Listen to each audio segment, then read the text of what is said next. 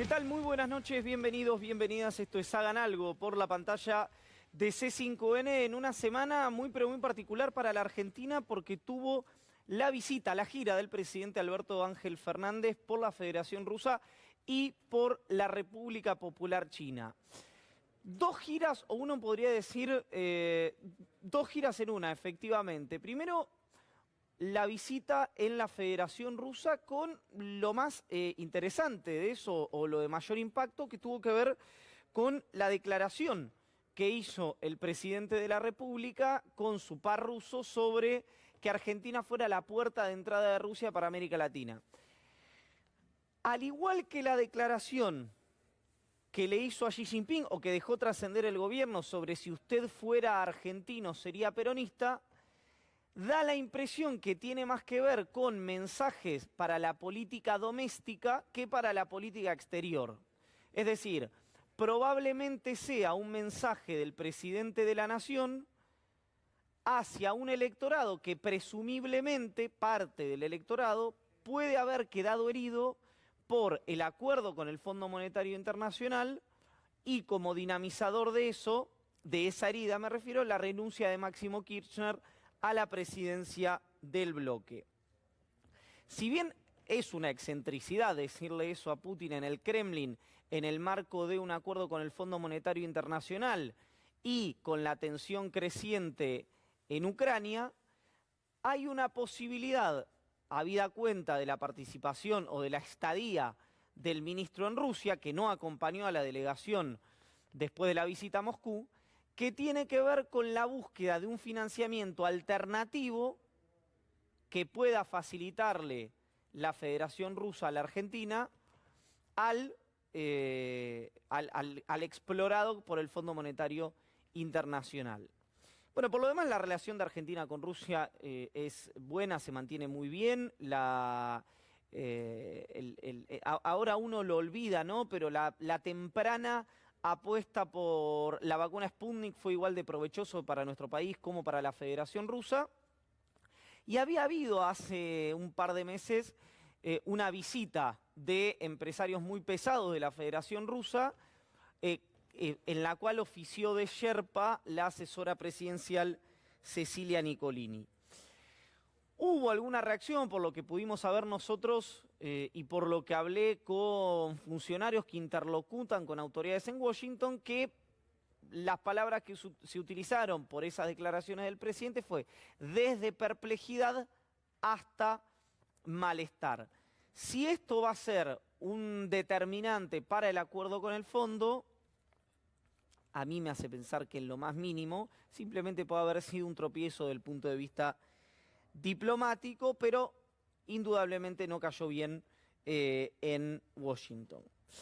Inmediatamente después da la impresión por la velocidad que era lo que estaba acordado previamente, pero que ex post se puede haber leído de esta manera. Hubo una reunión entre el jefe de gabinete Juan Mansur y el embajador de los Estados Unidos en la República Argentina, Mark Stanley, con Mark Stanley de local en la Embajada de los Estados Unidos.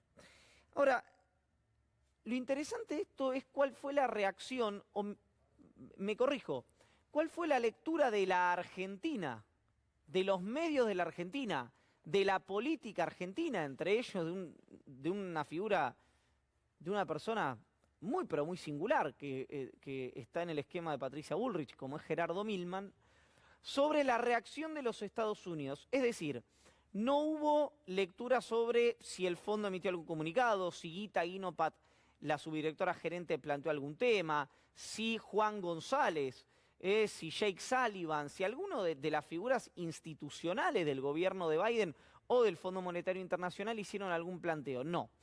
Vean sobre qué figura de los Estados Unidos hizo hincapié la oposición y algunos medios a propósito de la reacción por la incorporación de la República Argentina en un hecho de pragmatismo absolutamente virtuoso a la iniciativa de la Franja y la Ruta. Vamos a compartir un video que tal vez vieron, pero presten la atención, de un legislador republicano de Florida hablando de la República Argentina. Mr. Speaker, while the Biden administration the media and many in Congress beat the drums of war for Ukraine, there is a far more significant threat to our nation accelerating rapidly close to home.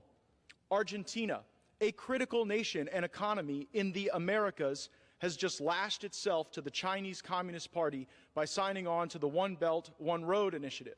The cost to China was $23.7 billion, a mere fraction of a rounding error when compared to the trillions of dollars our country has spent trying to build democracies out of sand and blood in the Middle East.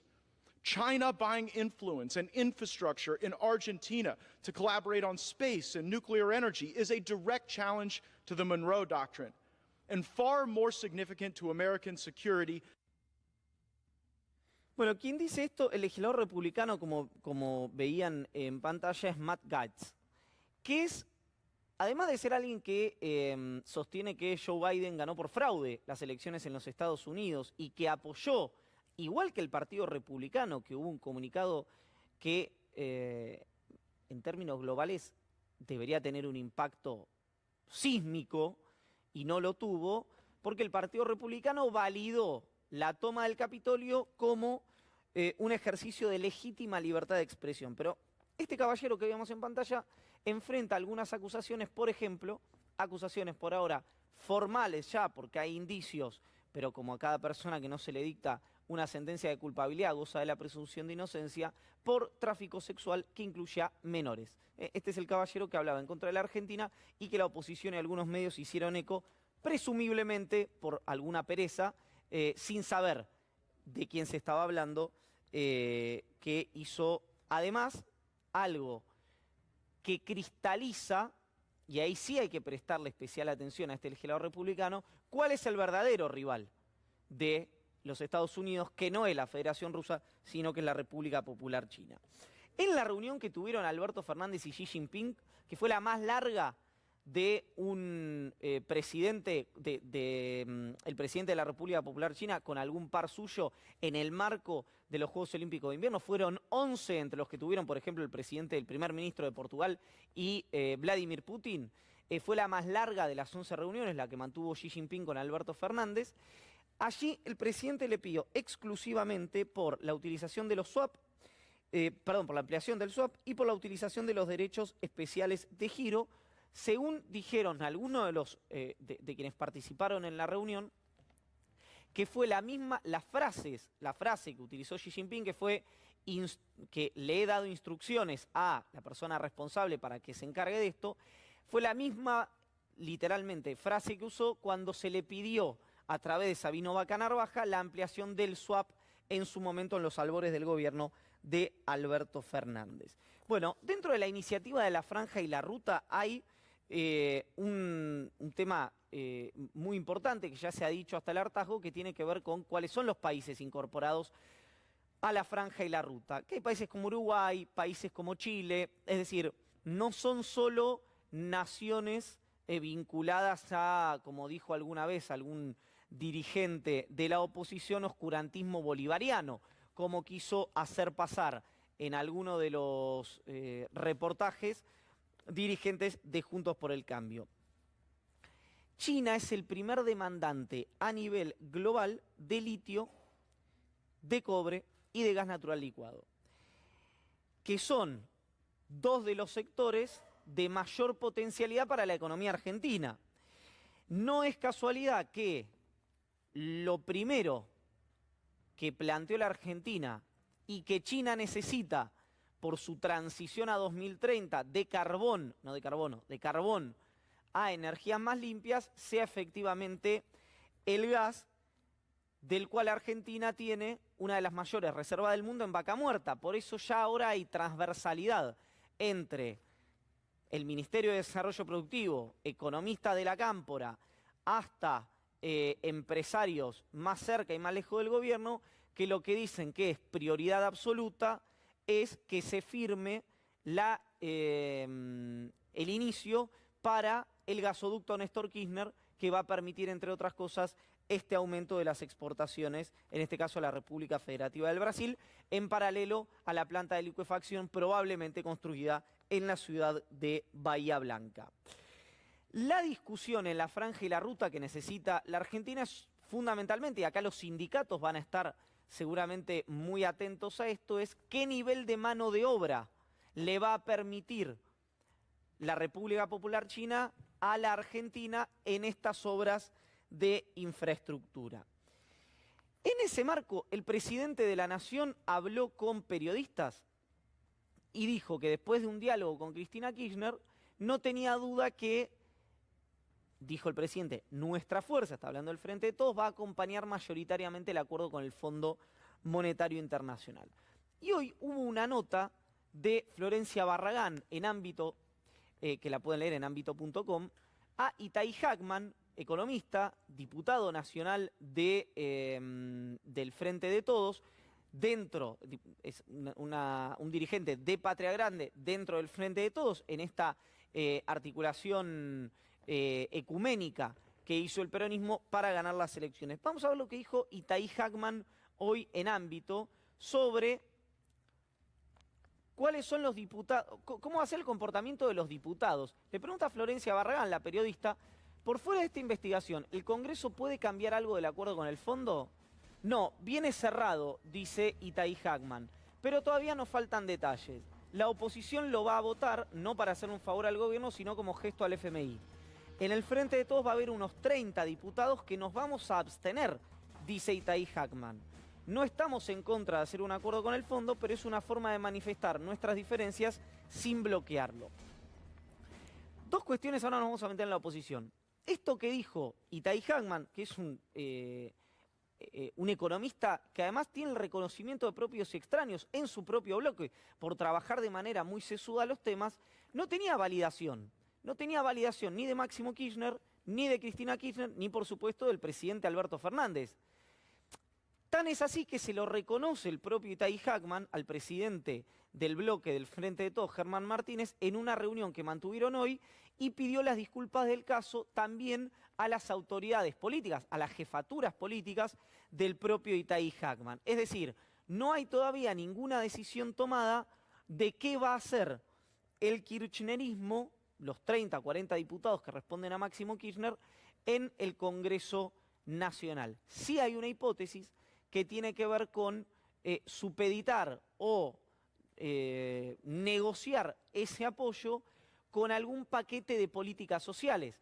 Porque ¿cuál es la hipótesis que manejan los economistas del kirchnerismo? Bueno, dicen, si sube tarifas, si se suben las tarifas, que es algo que además hay voces cada vez con más protagonismo en la cámpora que sostienen que subir 20% las tarifas no solamente está bien, sino que es poco, en virtud de la masa de subsidios que tiene que erogar el Estado Nacional y cómo eso podría redundar en una tensión cambiaria.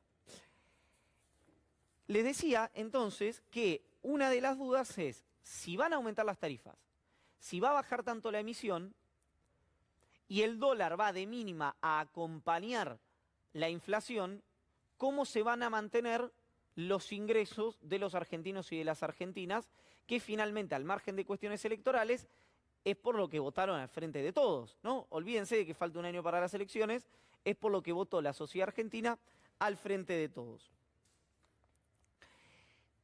Sergio Massa, presidente de la Cámara de Diputados y obviamente articulando con Germán Martínez informalmente la jefatura del bloque, lo que sostiene es que no hay dudas que el acuerdo con el fondo se va a aprobar. Y en este marco es la reunión de mañana de Juntos por el Cambio. El famoso retiro espiritual a la 1 de la tarde. Horas antes María Eugenia Vidal va a dar un reportaje en el que va a manifestar, al menos desde su óptica, la postura que va a tener un sector de la coalición opositora ante el Fondo Monetario. Lo va a hacer en Radio 10 a las 10:30 de la mañana. Lo más interesante de la reunión de mañana no es tanto la postura frente al fondo, sino cómo procesa todo Juntos por el Cambio, que no es Mauricio Macri, la encuesta que encargó el PRO y que muestra que ninguno de los candidatos que podrían competir con Macri están cerca de ganarle en una interna.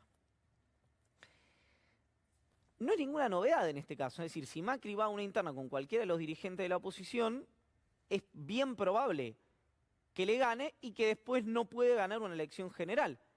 Es el mismo argumento, no tanto el de la elección general, sino el de la primaria abierta, simultánea y obligatoria que ocurre en el Frente de Todos. Es decir, ¿hay algún candidato del Frente de Todos que podría ganarle a Cristina Kirchner una primaria? Bueno, la respuesta inmediata, hasta que aparezca alguna información en contrario, es que no. La única que parece no haberse anoticiado de esta situación y a la que ya señalan ya no alejada de Larreta y de Vidal, sino también del propio Macri, es a Patricia Bullrich, que ayer, en una performance muy singular, entró voz en cuello, creo que se dice, al estudio de televisión y pasó lo siguiente, véanlo.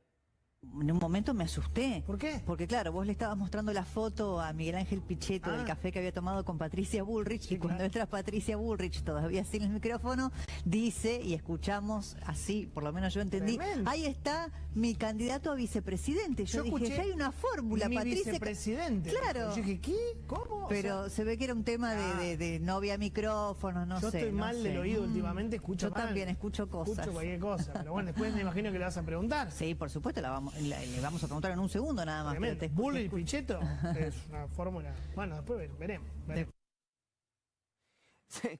Se la notaba disconforme a Patricia Bullrich con que estuviera saliendo al aire eso que había pasado tras bambalinas. Al margen, hay evidentemente ahí una visión en la que coinciden Bullrich, evidentemente, sin conversarlo, y Cristina. Si ustedes recuerdan lo que dijo Cristina Kirchner en la ex-ESMA, en un acto de la Cámpora en la ex-ESMA, dijo: acá todos hablan palabras más, palabras menos, que tiene que haber un corrimiento al centro, que la moderación, etc. Ahora, cuando uno ve el comportamiento electoral, la fuga de las dos principales fuerzas políticas, que son el Frente de Todos y Juntos por el Cambio, fueron hacia los extremos exteriores, no fueron hacia opciones de centro. Bueno, hay una hipótesis cada vez más sólida, que veremos el comportamiento, que dice que la polarización, del cual la sociedad argentina en todas las encuestas está harta, se va a profundizar en los comportamientos electorales. Y que quienes van a crecer son esos extremos exteriores, dentro de las coaliciones y fuera de las coaliciones, y que así se explica el crecimiento no solamente de Milei, sino del Frente de Izquierda en el área metropolitana o en el conurbano bonaerense. En el medio de todo esto, una tontería, una anécdota, una cuestión superficial e irrisoria.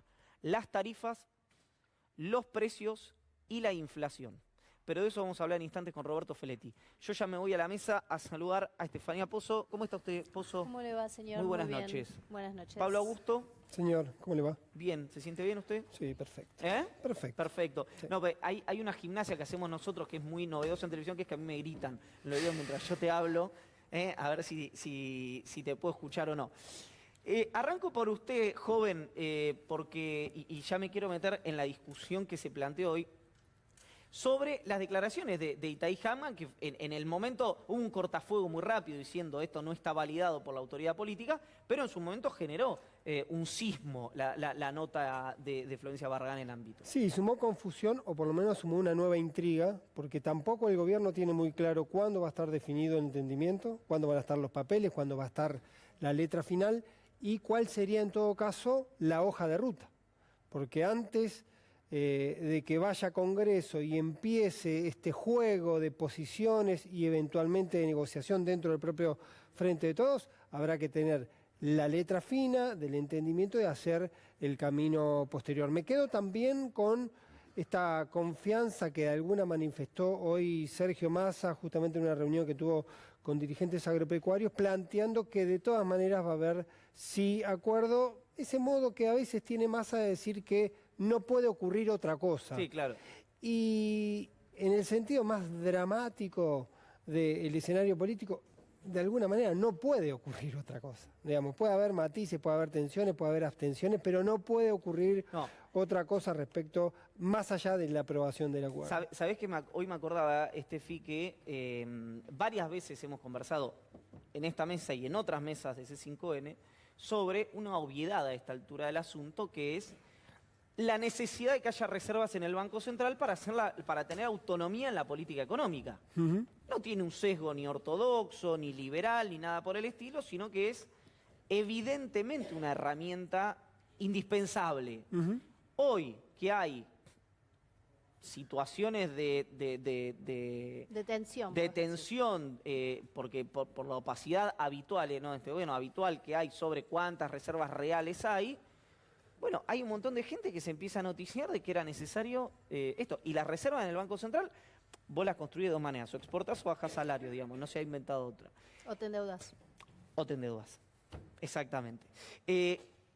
¿En qué situación de la película está el acuerdo con el fondo, no tanto desde el punto de vista político, sino de las negociaciones y cuáles son los puntos críticos que está llevando adelante tanto Guzmán como Sergio Chodos? Hay dos puntos críticos que ya los conocemos, que sabemos que son dos de los tres puntos, te diría, definitorios, ¿no? Que los dio como objetivos, como metas, el propio ministro Guzmán. Sendero fiscal y sendero monetario van de la mano, la reducción gradual del ajuste, del sendero de ajuste, digamos, de la cuestión fiscal.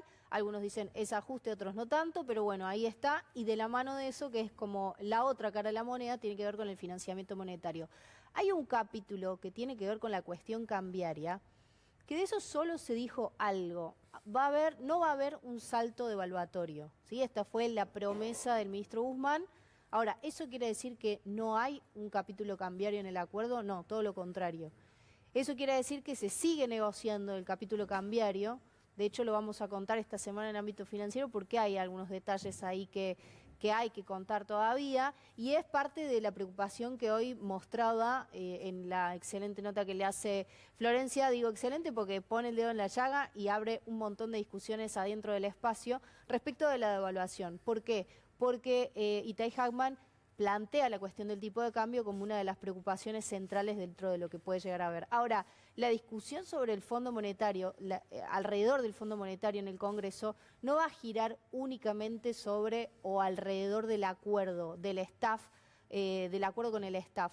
Va a girar también, y esto es una movida que va a intentar hacer tanto la jefatura del bloque del Frente de Todos, la nueva jefatura del bloque del Frente de Todos, como también la bicameral en cabeza, por ejemplo, de Itay Hackman, de revisión de la deuda. Y una es, las dos tienen en común que lo que van a buscar es tratar de poner en discusión las responsabilidades. Por un lado, construir la lista de a dónde se fugó la plata, quiénes son los que compraron todos los dólares y la fugaron, digamos, en términos coloquiales. Y por otro lado, van a citar al macrismo, por lo menos esa es la intención. Todavía, como decía Pablo, no está el cronograma, pero quieren citar a algunos funcionarios para que empiecen a dar explicaciones de qué pasó con ese endeudamiento. Entonces, yo diría, el acuerdo es una de las patas de la discusión en el Congreso, pero también va a ser empezar a discutir las responsabilidades del endeudamiento. Ahora, sí, dale. Incluso con la duda de qué es lo que va a enviar el Ejecutivo al Congreso. Si es el programa entero, si es solo el financiamiento. Sí, o si es de alguna manera el qué, sin detalles con el cómo, sin mayores precisiones. Bueno, recordemos algo, la ley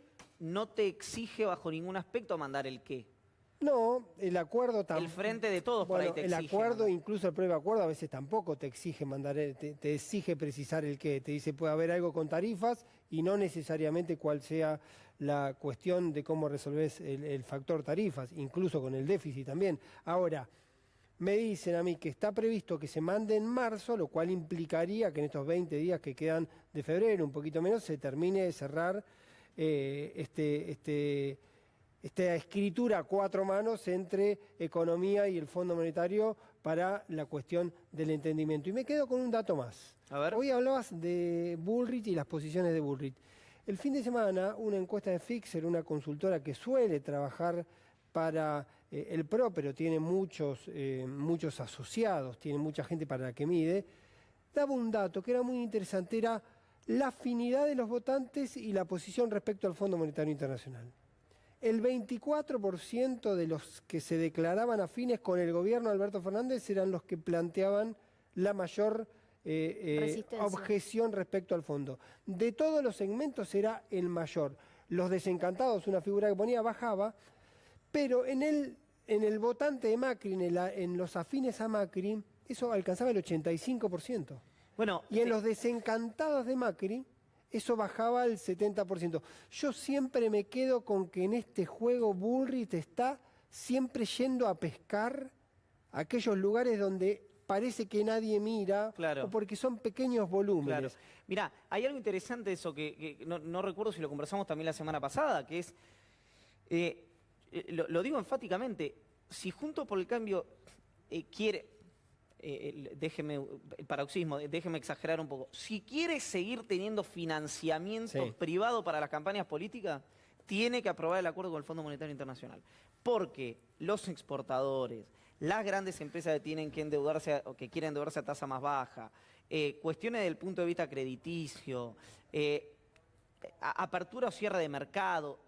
Bueno. Si entra en default la Argentina, porque Juntos por el Cambio, lo digo, lo planteo, porque Juntos por el Cambio no acompaña ese acuerdo, va a haber un sismo en este dispositivo de poder no solamente poder electoral, sino de poder real en la Argentina, ¿Y por qué? muy fuerte. Mirá, ¿Por yo qué te te parece digo- entonces que ¿Qué? Patricia Bullrich es la voz más enfática para decir que no hay que resolverle, no hay que allanarle al gobierno el acuerdo con el fondo? Bueno, puede haber una estrategia equivocada también, ¿no? Viste que nosotros siempre pensamos Que está o todo- general, claro, viste que es la NASA. Claro. Y después yo tengo un amigo que siempre me hablaba que estaba en gestión que me dice, es el síndrome de la hoja en blanco. Es lo que se Claro. puede. No, entonces Es lo que viene hay. uno con una idea y te dice, bueno, vamos con esa idea si no tengo nada, no tengo agenda. Otro se tenía que ir, otro se A mí, tenía me da la acidez. a mí me da la sensación, igual, y me hago cargo, y los voy a hacer cargo aunque no quieran un poco, que nosotros hablamos mucho del escenario del default, pero realmente ni Máximo Kirchner estaba a favor del default por poner a una voz que resistió lo anunciado por su propio espacio de gobierno y termina tomando la decisión de dar un paso al costado. Creo que ni siquiera en ese caso que podemos decir es el más extremo, incluso adentro de la coalición de gobierno, ni tampoco en ese caso se buscaba el default. Sí, por ejemplo, la izquierda y algunos otros, digamos, partidos políticos que hacen a su core ideológico, Sí, decimos, sí, a su sí. corazón ideológico. Pero el resto...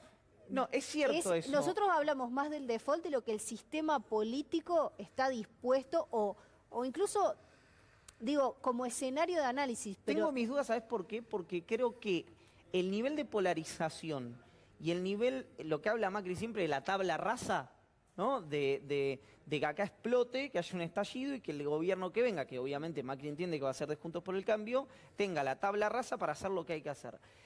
Mi sensación es que hay una lógica en estos espacios me van a permitir el lugar común, de doctrina del shock, Sí. que es, cuanto peor, ¿no? Hay pero un en la toque donde oposición, izquierda- pero eso pasa ¿En la siempre. oposición? En la oposición, Claro. porque No, cuando pero- están en el gobierno Pero después también hablan- también es la tesis Bueno, de pero eso yo es hago... oposición hoy, Juntos por el Cambio. Claro, pero digo, igual de todas formas, ¿cuánto te podés oponer a tu propia agenda? Bueno, Esa ahí la es pregu- donde yo por creo... eso que yo digo, Exacto, a mí me parece que el totalmente. escenario de default, a donde nosotros hablamos, por eso digo, me hago cargo y nos hago cargo, porque estamos todo el tiempo Sí, sí, trayendo No, esa bueno, opción arriba de la Cristina, mesa. en su momento, sin decirlo explícitamente, dijo, le hemos pagado al fondo, digamos, descartó, digamos, el escenario del fondo. Ahora es cierto que da la impresión que en algunos lugares, en algunos segmentos, sobre todo de sectores más vinculados al kirchnerismo, estaba el planteo de decir, ¿por qué vamos a hacer nosotros el gasto social? ¿Por qué vamos a pagar el costo de un ajuste para hacerle el trabajo sucio de alguna manera a otro que venga después? Tengo una interpretación para hacer ahí. Sí. Uno mira sus análisis, que es algo que me llamó la atención también de la carta de Máximo. Máximo se pregunta en la carta, ¿qué alternativas tengo? Las alternativas no son solamente los movimientos propios, sino los movimientos de todo el tablero. Si vos tenés como escenario que puede venir un adversario político porque tu proyecto político entra en crisis por una crisis que te lleva puesto, entonces ¿quién se sienta a negociar? ¿Tu adversario político? ¿Volvemos a tener a Macri negociando con el Fondo Monetario Internacional? Esa alternativa también hay que meterla dentro del tablero de juego. Bueno, hoy hablaba con alguien de la Cámpora que me decía me lo había dicho él en el momento cuando había ocurrido, me dijo que estaba en contra de la decisión que había tomado Máximo Kirchner, que dijo, Yo lo que empiezo a ver con la gente que hablo es que se pasó del enojo a la comprensión, no a la justificación, a la comprensión del motivo por el cual, mirá, si yo no estoy de acuerdo con esto institucionalmente, no puedo ser el jefe de bloque que tiene que juntar las voluntades, y a, no desde el punto de vista del acuerdo con el fondo, pero sí de este planteo que Juntos por el Cambio lo hacía también, de tener a todos los sectores contenido dentro de una coalición. Porque la verdad que acá hay un punto que supone una sofisticación bastante No, que es la misma que yo te digo Juntos por el Cambio, que es cuando Carrió lo acusaba a Garabano, encubría el atentado a la AMIA, no estaba planeado, no se había sentado con Garabano no y le había estaba dicho, guionado. escuchame, te voy a acusar de encubrir el atentado a la AMIA, bien, bancás esta, no. Pero de hecho mantenía, ¿no? La tenías tu propia oposición. Sí, si la el teoría de gobierno que- es inteligente en esto, lo puede aprovechar, no ha Aparte, sido La teoría de que el hilo conductor de estos la 2 teoría años. de que hay un mercado que tenés que contener y que en todo Exacto. caso que lo Pero además, exprese Máximo Kirchner y no que lo exprese el la FIT izquierda, o un pedazo del FIT. sí, Claro. o Pero una bueno. decisión. pero es que además lo dicen los propios diputados, no está cerrado la abstención en el caso de que estos Para 30, nada, que para sea cerrado. nada. Si les dan algún reconocimiento que este espacio, que estos espacios están reclamando hacia adentro, hasta quizás se pueden garantizar Sí, el hacia- voto positivo. Y hacia afuera, ¿no? Para la sociedad. ¿no? También. Es decir, Bueno, votamos el fondo, pero porque vino con un ingreso universal, sí, por ejemplo. o sea, donde sale ese dinero particularmente, pero lo entiendo. Ese particularmente. No, No Es voy a decir nada. Una monedita. Voy a hablar con Roberto Feletti, Ustedes también, por supuesto. Lo vamos a escuchar. Roberto, buenas noches. ¿Qué tal? Buenas noches. Gracias por venir primero Al que nada. contrario, gracias por la invitación. ¿En qué situación está? Hay como muchas discusiones desde el punto de vista macroeconómico y que, bueno, obviamente se necesitan para ordenar, pero la situación de los precios, la inflación, ya a un tiempo prudencial de que puedes analizar tu llegada a la Secretaría de Comercio. Mirá, nosotros trabajamos para construir instrumentos regulatorios. Digamos, nosotros identificamos dos cosas, es una verdad bastante evidente. Hay una inflación de góndola que es una inflación claramente monopólica, ¿no? De presión, de formadores de precios. Sobre eso construimos una canasta, primero por congelamiento, ahora por acuerdo. Y después hay una inflación internacional que incide sobre los productos, sobre todo comercializables internacionalmente, trigo, maíz, carne, que eso requiere un desacople. Si vos me decís en qué avanzamos y en qué tenemos todavía tensiones, mirá, la inflación monopólica, con la respuesta de la canasta, yo creo que se va a firmar, creo que hoy está firmada. De hecho, grandes cadenas de supermercados están preocupados porque se abastezca, porque esté en góndola, porque sus consumidores se lo reclaman. Eso es una. Creo que por ahí el efecto de construir un instrumento regulatorio, la política de canastas en ese sentido, funciona. En el caso de los productos presionados internacionalmente, armamos, bueno, los 7 cortes que no se pueden exportar, se están encontrando, están funcionando, el otro día arrancamos el lunes, estamos discutiendo cómo eso lo ampliamos las bocas de comercialización, porque uno de los problemas que tiene esto es que llega a las grandes cadenas del interior, a las grandes ciudades, pero no permea, no se extiende. Y el otro punto es que estamos construyendo un fideicomiso, arrancando en trigo, para sostener precio de harina, de la 000, el kilo de harina, y el paquete de fideos de medio kilo. Y esas son, ahí necesitamos 700.000 toneladas de trigo que sean compatibles con poder vender esos productos de acuerdo al ingreso medio de los argentinos. ¿Te sorprendió que el fondo haya, no quiero usar la palabra validado porque sugiere una suerte de sometimiento, pero ponerle el verbo que quieras, los acuerdos de precios, que haya visto bueno a los acuerdos de precios? Me parece que es una estrategia antiinflacionaria, me parece que el gobierno, por lo menos cuando nosotros llegamos, contaba con algunas anclas antiinflacionarias, fue el tipo de cambio, ¿no? De hecho, todo el 2021 el tipo de cambio trataba de ir por detrás de la inflación como forma de contenerla. No quiso usar la tasa de interés, lo cual es razonable porque se vuelve dominante en la valorización financiera, y faltaba otra ancla que era directamente sobre estos temas. Pues si no creemos que la inflación es solo por causas monetarias y fiscales, no digo que no tenga que haber cierto orden monetario y fiscal, pero esto que yo te digo, hay una inflación monopólica. Cuando nosotros llegamos, hicimos retrotraer precios a casi hasta julio algunos, y se sostuvieron y no hubo desabastecimiento. Ya hablamos de esto la última vez que yo te preguntaba por qué, si países vecinos tienen concentraciones iguales o mayores a la Argentina, no tienen las subas de precios o la inflación que tiene la Argentina. Ahí tenés dos cuestiones. Una, que nosotros tenemos una política de ingreso dinámica. Ahí hay un riesgo con eso. Sí, siempre. Que es decir que los aumentos salariales No, son dinamizadores muy gravitantes de la inflación, que eso sí es hay algo... puja distributiva en Argentina. Bueno, por eso.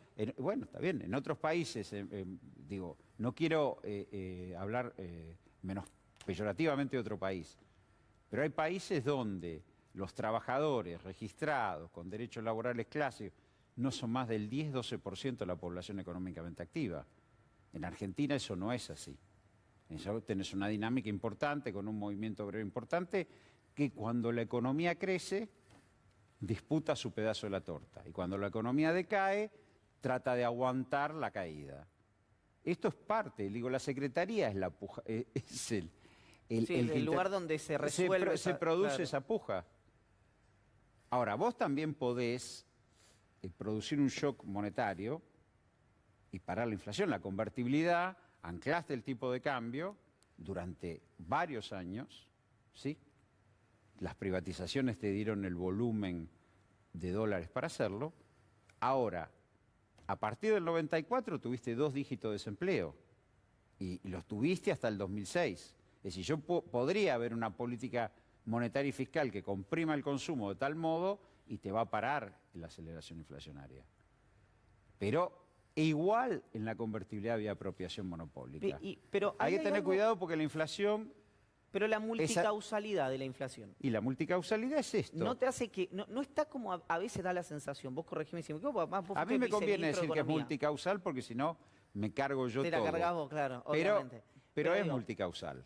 La cuestión fiscal, la cuestión monetaria, la cuestión de la puja distributiva y la cuestión oligopólica, de esas en general parece estar siempre más atendida la última por la Secretaría de Comercio. Vos no tenés tarea ni monetaria, ni fiscal, no, etcétera. No corresponde. Pero en general, digo, como musicalidad del peronismo, y las otras tres, como, bueno, no esto, anclamos el tipo de cambio, las tarifas las subimos 100 puntos menos que la inflación, etcétera, etcétera, etcétera, que es una bola que en algún momento, de hecho que es la bola, corregime, que Cristina quiso desanudar, terminó desanudando en 2014. Digo, con la llegada del equipo de Kicillof, con Nicolás Arceo en YPF, la corrección tarifaria, el acuerdo con el CIADI, con el Club de París. Sí, no mezclemos todas las cosas porque algunas cosas sí, otras no. Son los tiempos de la tele, perdón. Algunas cosas sí, otras no. A ver, digo, volviendo al tema de por qué otros países tienen concentración monopólica y demás, primero, no tienen economías tan extranjerizadas como la nuestra en la región, te digo. La nuestra, a fines de los 80, era la menos extranjerizada.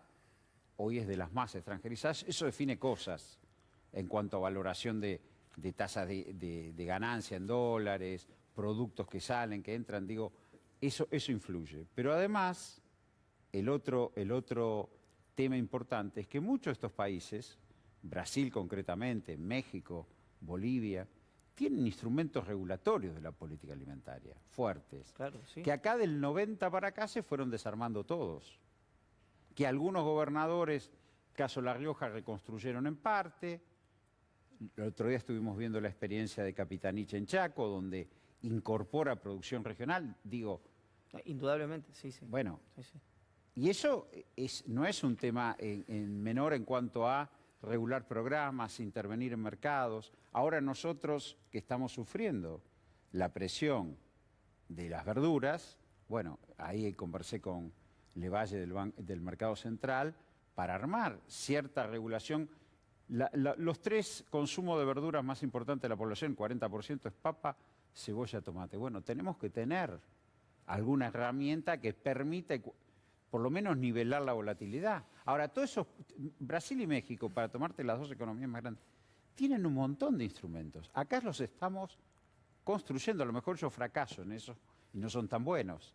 Pero la idea de la canasta escolar, la idea de los cortes cuidados. No, pero eso, perdón, eso en PC no lo discute nadie. Lo que creo que falta es el complemento de, diría Guzmán, la armonización del resto de las variables que Brasil y México las tienen también. No tienen Con solamente suertes los varias. controles regulatorios. Con suertes varias. Steffi. Hubo algunas reuniones estas últimas semanas con distintos actores inmobiliarios, digo distintos porque hay inquilinos, también hubo reunión con cámaras inmobiliarias y la semana que viene tengo entendido que hay una reunión para en una misma mesa tratar de coordinar una agenda.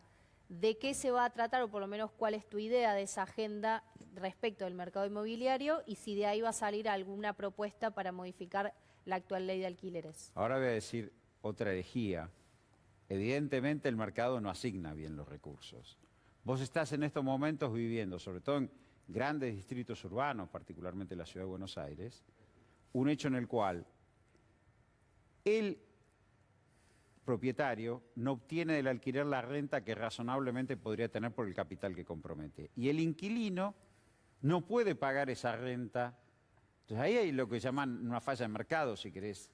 Es decir, hay un problema en el cual el ingreso medio, el ingreso del inquilino, no permite retribuir razonablemente, ¿no?, la renta que el propietario espera. Entonces los propietarios retiran propiedades de oferta, no se cumple la ley. Yo no sé, cómo la reta no se ocupa de ver que Buenos Aires, la ciudad de Buenos Aires, está convirtiendo en un gran inquilinato, donde todos tienen contrato por 6 meses, se los ajustan, a veces arreglan para bien del inquilino, a veces no. Digo, esta cosa de desregulación de hecho es muy perjudicial. Entonces nosotros, nuestra idea, porque recibimos primero a los inquilinos, después quisimos escuchar las cámaras inmobiliarias, es reunirnos con la mente lo más abierta posible y en nuestra cabeza pensamos primero cómo se amplía la oferta, que esta es una tónica de la Secretaría. Nosotros, de algún modo, cuando congelamos, le dijimos a la empresa, produzcan más y ganen menos. ¿Y cómo Y se que de amplía? hecho hubo multinacionales que me reconocieron que eso había ocurrido.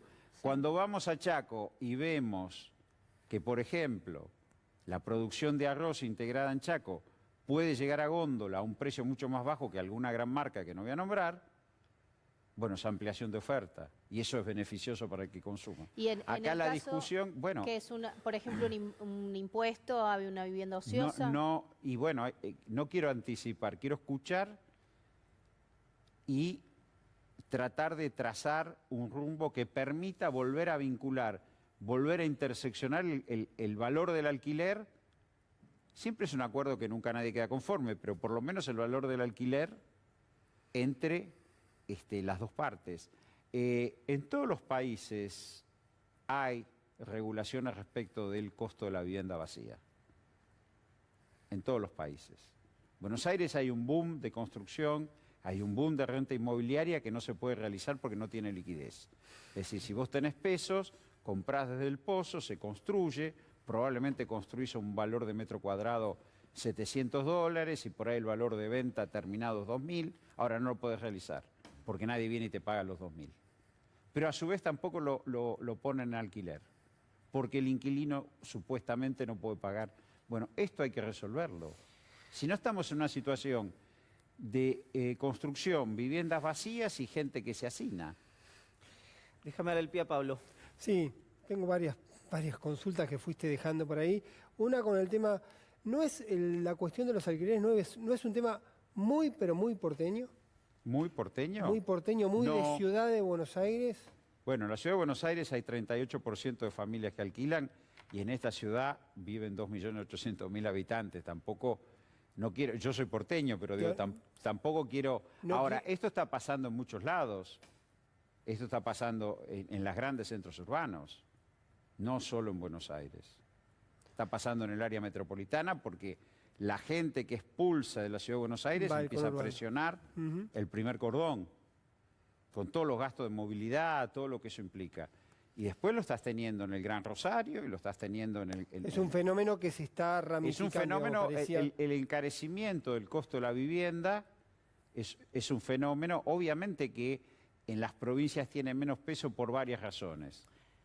porque son ciudades extendidas, de menor volumen de habitantes, hay casas, hay terrenos disponibles. Déjame levantar la mano. Yo se los digo a ustedes dos también. Yo alquilo, es una masacre, pero necesito hablar de tarifa y Fondo Monetario. Así que, No. ¿hablan ustedes o hablo yo? No, déjame una breve... No, yo no quise, perdón, yo respondo No, está bien. a No, mis pero periodistas. Sí, bueno, yo te voy a preguntar del Fondo Monetario, pero antes te quiero decir, dijiste que viniste de alguna manera a crear instrumentos de regulación. Pasaron 2 años de gobierno. Construirlos, no crearlos, porque tampoco Bueno, uno es... construirlo, pero pasaron construirlos. 2 años de gobierno. ¿Qué hubo cierta ingenuidad, sin hablar, digamos, de la propia No, gestión? yo ¿Qué tengo pasó? mucho respeto por los funcionarios que me precedieron en el cargo y no voy a hacer críticas. Yo lo que digo es que vos, con los precios internacionales sostenidos en el alza, ¿sí?, tenés menos regulaciones que había en el 2015 con precios internacionales más bajos. Digo, para la situación internacional. Y vos, en el año 2020, se exportaron 920.000 toneladas de res con hueso. Es un récord centenario. Con un 28... ¿Qué explica eso? ¿Qué implica eso? ¿Qué dice Implica eso? que tenés el asado en 1.200 pesos el kilo. Implica... No, está bien, pero no fue que- generación espontánea. ¿Alguien Claro. permitió eso? No, bueno, yo no sé. Yo no voy a discutir eso. No voy a discutir. Voy a discutir lo que pasa. Vos hoy tenés una presión de precios internacionales que se sostiene por los estímulos a la demanda que sobre todo los países desarrollados, desde China, Europa, Estados Unidos, ponen, y vos tenés los productores, las patronales agropecuarias, como los quieras llamar, que quieren exportar todo lo que hay. Entonces yo tengo presión para exportar leche, presión para exportar carne, presión para exportar trigo, presión para exportar maíz, y eso es costo del pollo, el maíz, costo del cerdo, el maíz, feedlot, el maíz, tambos, el maíz, leche, digo, harina, panificado, fideos. No, el punto, digo, es que vos planteaste que efectivamente había Esa un es una problema. tensión grande que Pero- hay, ¿eh? Pero faltaba una herramienta de control y por algún motivo no la había. No, yo no sé si... Yo ahora estamos trabajando en la construcción de los fideicomisos como forma de que el que exporta contribuya y nivele precio con el que vende en el mercado interno. Si no, es muy difícil. Vos pensás que para sostener el precio del paquete de fideo de medio kilo y de la harina de 1 kilo necesitas 700.000 toneladas de trigo. Y la cosecha fue 18 millones. No es mucho lo que estamos pidiendo. Me quedan 3 minutos y quiero hablar del fondo y de las tarifas, así que hago un mix de ambas. Del fondo. Del fondo. Apareció un anuncio, no fue una segmentación, me parece que fue un anuncio de aumento de tarifas en algunos barrios y en algunos barrios cerrados, que en ninguna simulación alcanza para reducir los subsidios. Hay una cuestión, esta es la pregunta, vos fuiste viceministro de Economía, digamos, Sí. en Argentina creciendo muy fuerte, que dice ya me cuesta entender ancla de qué es la suba tan por debajo de la inflación de las tarifas, porque uno podría pensar al consumo, ¿no? Es decir, bueno, pero la economía está creciendo muy vigorosamente y la cuestión electoral ya cada vez me da la sensación pesa menos porque Macri aumentando 1.500, 1.600, 1.700%, le ganó con Bullrich a Cristina en la provincia de Buenos Aires. ¿Por qué se da Después perdió, ¿no? esta discusión? Perdió en el 2019 en primera vuelta, pues si no... No, pero te hablo de los primeros 2 años, ¿no? La cuestión Sí. de los primeros 2 años, que acá aumentaron, corregime, pero creo que aumentaron... La tarifa de electricidad aumentó 2.900% en todo el ciclo macrista. y en el gobierno de Alberto Fernández, hasta ahora, No, ahí 8%, me 7%, mataste, ¿no? sí, pero creo que 9%. 9%. 9%. Bueno, eso no genera no te genera un círculo que te puede generar una presión y una tensión que genera una dislocación superior al aumento tarifario. A ver, vamos a poner una cuestión de fondo que tiene que ver con alimentos y energía. Si vos no tenés alimentos y energía de acceso masivo y que no pesen el salario en el ingreso promedio, no tenés mercado interno. Pero es la más baja de América Latina. Está lejos. bien, está bien. Yo no quiero entrar a meterme en otra área y decir Sí, si hay que claro. hacer esto, aquello. Yo te digo que vos, para el peronismo, para el gobierno de Néstor y Cristina, para el gobierno de Alberto, hay algo que se llama salario indirecto, que es bajar el peso de los consumos esenciales en el salario, alimentos y energía esencialmente es eso, y permitir que haya resto en los trabajadores para comprar. Eso es lo que yo te hablo después de la puja distributiva. Otros países no lo ven así. Es decir, Argentina tiene o tuvo un mercado interno potente porque justamente una política de asegurar el changuito y la luz y el gas, digo, para ponerlo bien. Eso es un tema. ¿Cuánto tendría que ser? El ajuste fiscal o el equilibrio fiscal, más que ajuste, el equilibrio fiscal, en sí mismo no tiene que provocar traumatismo. Si vos alcanzás equilibrio fiscal por la vía de la suba de ingresos impositivos sobre sectores que tienen una enorme capacidad contributiva y por el otro recortás gasto que puede ser menos necesario o imprescindible en sectores que lo reciben y tienen alto poder de consumo, no necesariamente eso tiene que ser traumático. No sé el quantum. Claro. La última, Roberto, que queda un minutito. Tema fondo. Dólares en Banco Central. Vos lo dijiste, yo lo hablamos en privado, lo dije en público. ¿Qué? Mirá, vos tenés, según el presupuesto que no se votó, el superávit comercial de este año va a ser 9.300 millones de dólares. Sí. Y el acuerdo con el fondo, si se concreta, te van a restituir los pagos, que más o menos son 6.000 millones de dólares. Son 15.000 millones de dólares a lo largo del año. Bueno, vos tenés que subir el stock de reservas en Banco Central. Eso es lo que más te preocupa del Es lo acuerdo. que más... Mirá, el sector externo es dominante en la macroeconomía. Si vos tenés un sector externo sólido, el desequilibrio fiscal y monetario lo podés manejar. No digo que podés hacer cualquier cosa, pero es tolerable y tenés más tiempo. Si vos tenés un sector externo robusto,